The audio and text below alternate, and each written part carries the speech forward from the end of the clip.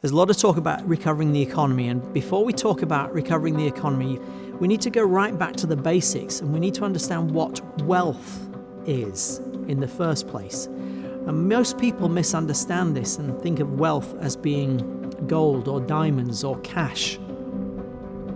Those things are not in and of themselves wealth.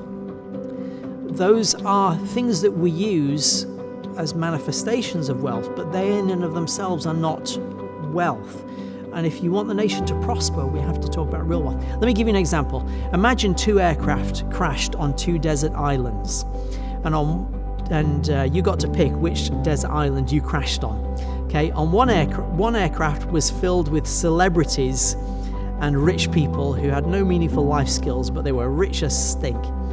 And on the other aircraft were people who were engineers and doctors and very educated people and survival experts and fishermen and agricultural experts and engineers and construction people. And okay, in this place with the rich people, they've got gold, they've got cash in their cargo hold. They've got gold, they've got silver, diamonds, and cash. They're carrying all their money with them.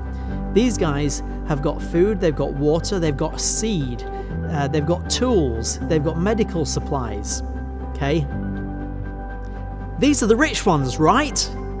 If you're going to land on a desert island, do you want to land with the rich ones, or do you land, with these? If you were to go back 5 years later, which island would be which one would have the most prosperity? Which one would have the most wealth? You can't eat a bar of gold. You can't plant a diamond. If you're sick, you can't take a dollar bill and get better.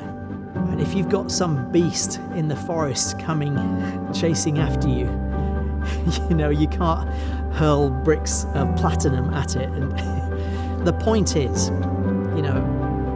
wealth is something different. Here's what wealth really, really is. Wealth, in its purest, most basic form, is a nation's ability to solve each other's problems, or in other words, to add value, to be useful.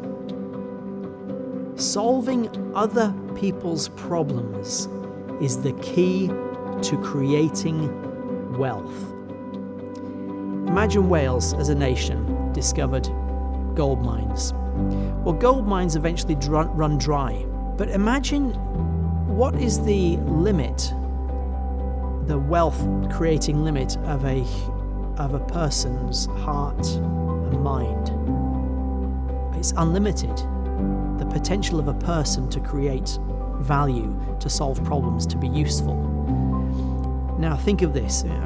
If you were to add together the top 10 or 20 wealthiest people in the world, if you look at most of them, what they are doing is they have actually got that wealth because they have solved a lot of problems for a lot of people. They've added a lot of value. There are a few who just inherited that wealth. But most of them, you think of Bill Gates, Steve Jobs before he died, Mark Zuckerberg, Jeff Bezos, you think of Elon Musk. These are people who they haven't robbed banks to get this money. These people have come up with something, they have added value, they've solved other people's problems, they've contributed in extraordinary ways.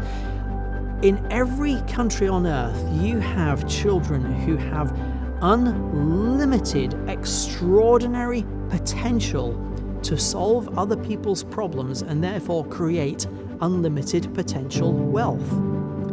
If you unleashed that potential, you have the ability to unleash unlimited potential wealth. That's the secret to creating unlimited potential wealth. And here's the brilliant thing, okay? Everybody assumes that wealth is a limited thing, that it either exists or it doesn't, and in order to get the wealth, you have to take it from somewhere else in order to get it. Like, wealth isn't a fixed thing. Wealth can grow. You don't have to make somebody else poorer for you to become wealthier. Really important. If that was the case, we would all be struggling to share the same amount of wealth that our ancient ancestors were sharing thousands of years ago.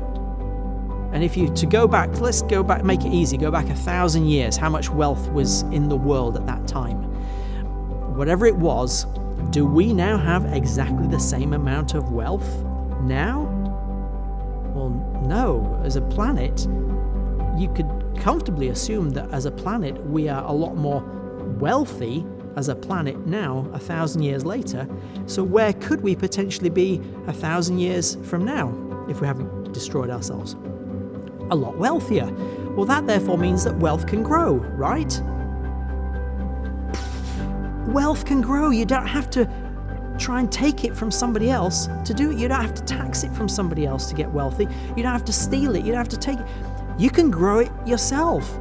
And you can, and it's the potential of every child is just extraordinary. So imagine a nation where you develop the children to be as valuable to the world as the top 20 or 30 most valuable people that we can think of in the world right now. That's your secret. That's the secret to creating extraordinary wealth, to nurture in the next generation an entire generation of children who are skilled in the art and craft of wealth creation, or in other words, solving other people's problems. Solving other people's problems, because that's how you add value. That's how you create value. That's how you become useful.